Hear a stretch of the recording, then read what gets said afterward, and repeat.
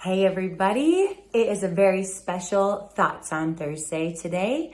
Tomorrow, my second single comes out. It's called Let Revival In. I guess, again, technically it comes out at midnight, but y'all know I'm gonna be sleeping. So celebrating tomorrow, Friday, March 22nd, Let Revival In. It's gonna be out everywhere. I am having lots of thoughts today about the word revival. And I gotta be honest, for a while, that word kind of felt a little overused and redundant, and I got a little burned out on that word, if I'm totally honest. And back in 2020, when we started doing some touring towards the end of 2020 and into 2021, we were calling the worship nights, instead of just worship night, we were calling it revival nights. And I really had to define what that word means. When I was in ministry school years ago, I studied and read lots of books on revivals of the past, different revivals that happened in different moments of time, different revivalists, as we would call them, who were kind of at the forefront of some of these revivals. And when I would hear songs about revival, or we would pray and ask God for revival, or we'd talk about revival, or we'd say, we're going after revival, it always felt like really what we were saying was we're going after this moment in time, or this, something that happened in the past. We want this thing to happen again.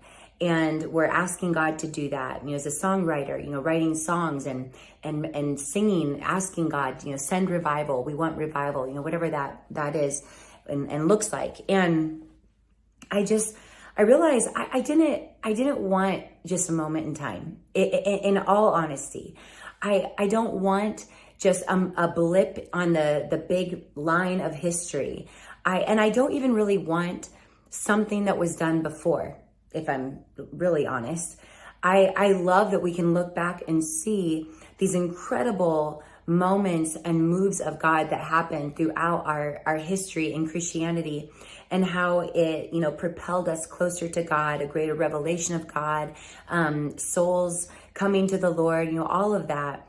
But I think that my heart is just, number one, longing for something fresh and something new, and something like I've never seen before, which I think is so incredibly possible because it's God. He's just an endless supply of newness and creativity. And then the other thing that I find my heart really longing for is something that doesn't just fade away and become another moment in history. Something that lasts and just goes on and grows and sustains. And so when we went out for these revival nights, this was the thing that I kept saying, was that I long for something that is continuous and that has growth and movement inside of it. And really, I guess when we break that down, it's just life in God, life with God. And this is the kind of life that Jesus went to the cross for. The cross was not just for our moment of salvation to keep us out of hell, but the cross was for making us whole and bringing us life and making a way for us to walk in the presence of God, live in the presence of God, dwell in the presence of God.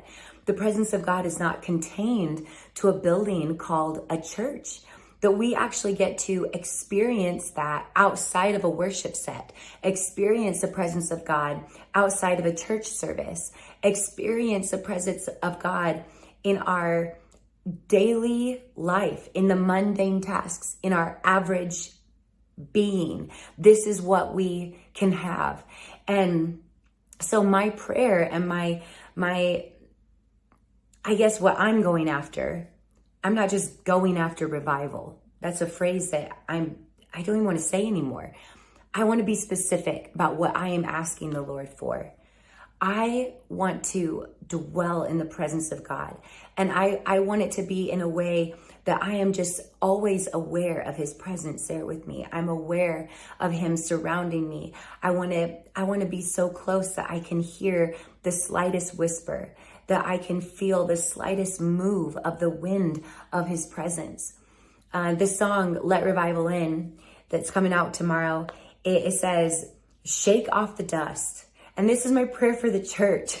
You're not done yet. Shake off the dust. God, bring life that is exuberant and joyful and full of the fruits of the Spirit. That this is how we would be known. We would be known by his presence. That this is what separates us from all other people. This is what separates us, that we are carriers of his presence.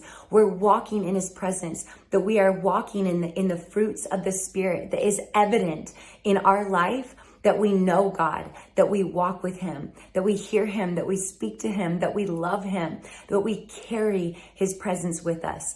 And so when I say revival, when you hear that word in my song, in my words, when you hear that, this is what I'm hoping and praying that you'll hear me saying, that I want this abundance of life, this abundance of God's presence, and I don't want it to end. I don't want just one moment in history. I want something that is going and growing and moving forward. In Jesus' name.